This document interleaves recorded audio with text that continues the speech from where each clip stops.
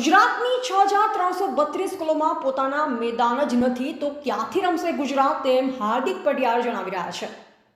ગુજરાતની 6332 શાળાઓમાં રમતના મેદાન નથી।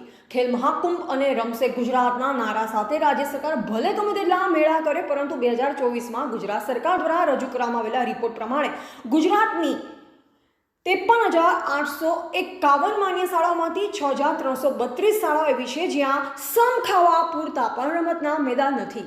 રાજ્ય સરકાર દ્વારા ચલાવવામાં આવતી કુલ 33,000 સરકારી પ્રાથમિક શાળાઓમાંથી 5,000 શાળાઓમાં રમતના મેદાન નથી, જ્યારે 12,700 જેટલી સેકન્ડરી અને હાયર સેકન્ડરી શાળાઓમાંથી 78 સરકારી શાળાઓ, 315 ગ્રાન્ટ ઇન એડ દ્વારા ચાલતી શાળાઓ અને 255 જેટલી ખાનગી શાળામાં પણ મેદાનોનું નામો નિશાન નથી।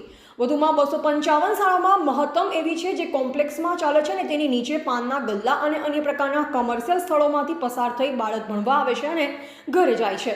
આનો અર્થ એ નથી કે બાકીની 47,519 શાળાઓને મેદાનો છે। મોટાભાગની શાળાઓમાં નાનકડા ફળિયા જેવા પ્લોટને પણ મેદાન જેવા ખપાવી તેની મંજૂરી આપવામાં આવી છે।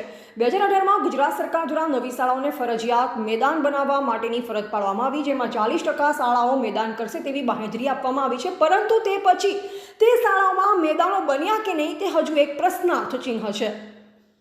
ગુજરાતના શિક્ષણવિદના જણાવ્યા અનુસાર ગુજરાત સરકાર દ્વારા નિર્ધારિત નિયમો પ્રમાણે દરેક શાળામાં એક મેદાન હોવું જ જોઈએ। Urban and regional development plans formulation and implementation guidelines પ્રમાણે શાળા પાસે શાળાના કુલ વિસ્તારના 30%થી 40%નો ભાગ રમતના મેદાનો માટે હોવો જોઈએ। 500 વિદ્યાર્થીની શાળા હોય તો તેમાં 2,000 થી 3,000 મીટર જગ્યા હોવી જોઈએ, જ્યાં બાળકને 4 થી 6 મીટરની જગ્યા આઉટડોર એક્ટિવિટી માટે મળવી જોઈએ, જ્યાં તે ઓછામાં ઓછું 100 મીટરથી 200 મીટર જેટલું અંતર દોડી શકે। પરંતુ અમદાવાદ અને સુરતના અનેક વિસ્તારોમાં કોમ્પ્લેક્સમાં શાળાઓ ચાલતી હોવાથી તેમાં રમતના મેદાન તો દૂર, પરંતુ શાળા છૂટે ત્યારે ચડવા ઉતરવાની સીડીઓથી લઈ રોડ રસ્તા પરના ટ્રાફિક પર પણ ભારે અસર જોવા મળે છે। બનાસકાંઠા, ડીસા, પાલનપુર તેમજ અન્ય વિસ્તારોમાં સંખ્યાબંધ કોમ્પ્લેક્સમાં કે રોડ પર મેદાન વગર ચાલતી અસંખ્ય શાળા છે, જ્યાં કોઈ રમતગમતની પ્રવૃત્તિ માટે બાળકોને ભાડાના મેદાનમાં લઈ જવામાં આવે છે અથવા તો માત્ર કાગળ ઉપર રમાડી દેવામાં આવે છે। જેવા વિવિધ આક્ષેપો સાથે હાર્દિક પટિયાર, પ્રમુખ બનાસકાંઠા જિલ્લા NSUIએ મુખ્યમંત્રીશ્રીને પત્ર લખી કાર્યવાહી કરવા માંગ કરેલ છે। એવા અમૃત માળી, સંબંધ ભારત ન્યૂઝ, ડીસા।